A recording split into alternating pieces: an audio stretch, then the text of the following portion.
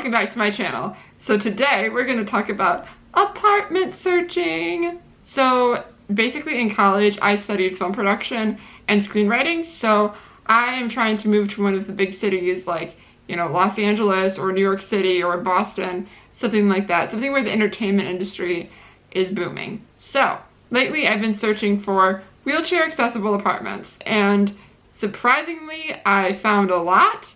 But I also found that there is a vast difference in price between wheelchair accessible apartments and apartments that are not accessible.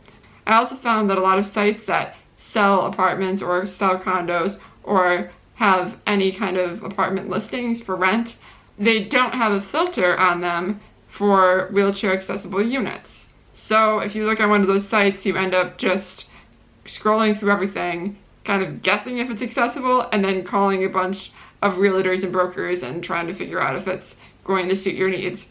But anyway, so in this video, I'm going to basically show you how I searched for apartments, and I hope that in some way this will help you too. Alright, so let's get searching. Okay, so basically when I'm looking for apartments, I prefer to use apartments.com, and I'll show you the reason why in a second here. But let's just for fun, let's look up one of the major cities. Let's look up Boston, Massachusetts. So we're gonna go there, and then let's say I'm gonna move in with a friend of mine. So we'll do a 2-bedroom apartment, and I know the rent there is usually pretty expensive, but we kind of want to stay in the budget of around $1,500 each. So we're gonna say for $3,000 rent per month. So we're gonna search.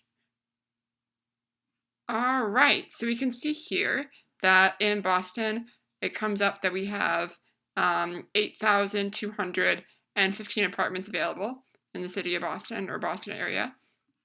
So what I love about apartments.com is that right up here, there's a little filter button. So I go in here and I can hit filter, and I can look at different amenities that I want here, laundry facilities, pool, all that stuff. Parking, elevator, but there's also a little wheelchair access filter here, which is nice. So I'm going to go ahead and I'm going to hit this wheelchair access point here. So as you can see, basically most of the apartments were taken off of the map here. So we're down to 95 apartments now that are wheelchair accessible, and they're pretty nice apartments too. Like this, they're like different ones with various different types of amenities. The other thing that I like about apartments.com is you can plan your commute. One thing I love about Boston is that they have a phenomenal public transportation system there. They have the subway system that has wheelchair accessible stops. Mostly every single stop is wheelchair accessible, and it has an elevator. Also, to my knowledge, all of their buses have ramps that are available, and they also have a paratransit system for their residents. So that's great. So basically, if you're in a wheelchair, you're not going to need a car if you live there. So let's click the public transportation filter here, and let's say, so Boston University is a pretty major thing there. So, and I don't know if you're like me, but I don't like to spend that much time for a commute in the morning. So we're going to say 30 minutes on the subway.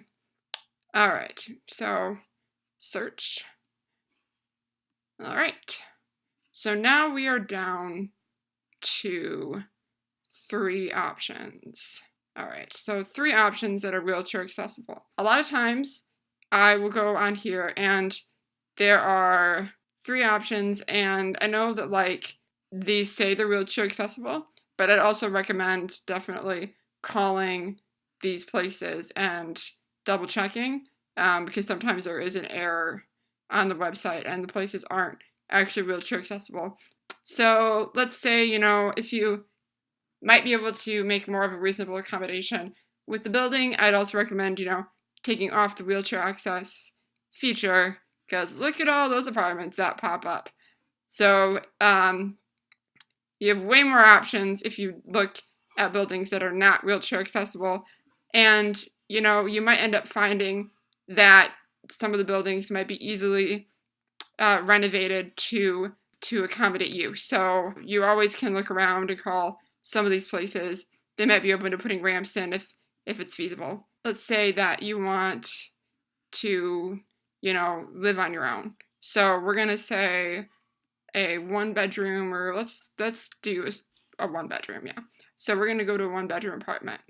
So there are this many, let's see, 7,000 available.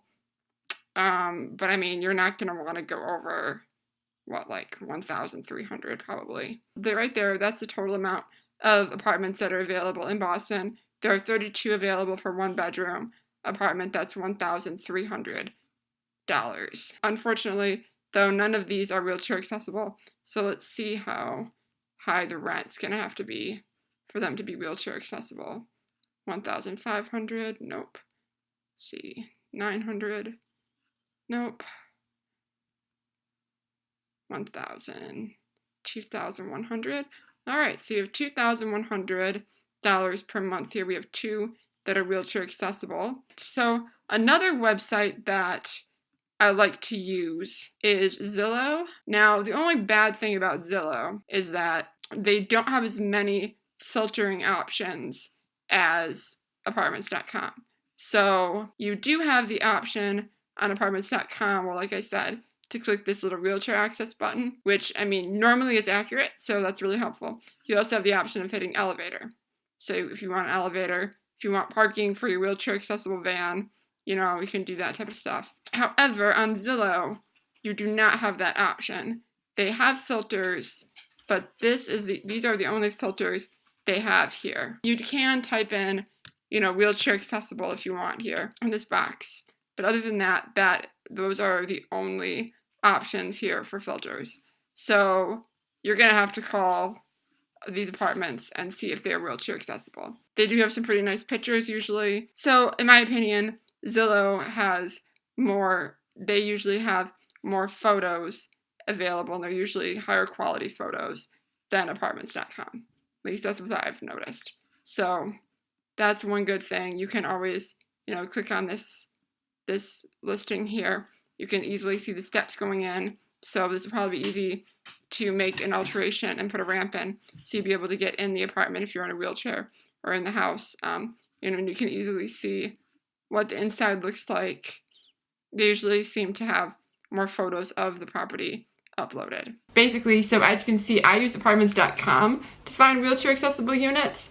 You can also use Zillow, but unfortunately Zillow doesn't have a wheelchair accessible filter as one of the options, at least not that I found. It is possible to type in wheelchair accessible in the search bar, but other than that, you just kind of have to call whatever units are available. Also, don't forget that under the American with Disabilities Act, they do have to provide you with reasonable housing accommodations. Make sure you talk to the owners of the property and see if they can accommodate you by putting in a roll-in shower. Either they'll cover it, or you might have to cover the costs, but if you need a roll-in shower, they might be able to install one for you if you find a wheelchair accessible unit but it has a tub and not a shower. They also can install different doorknobs if you need a certain type of doorknob, or you can work with the property owner to widen doorways if needed. And also, if you have a service dog, don't forget that you don't have to put on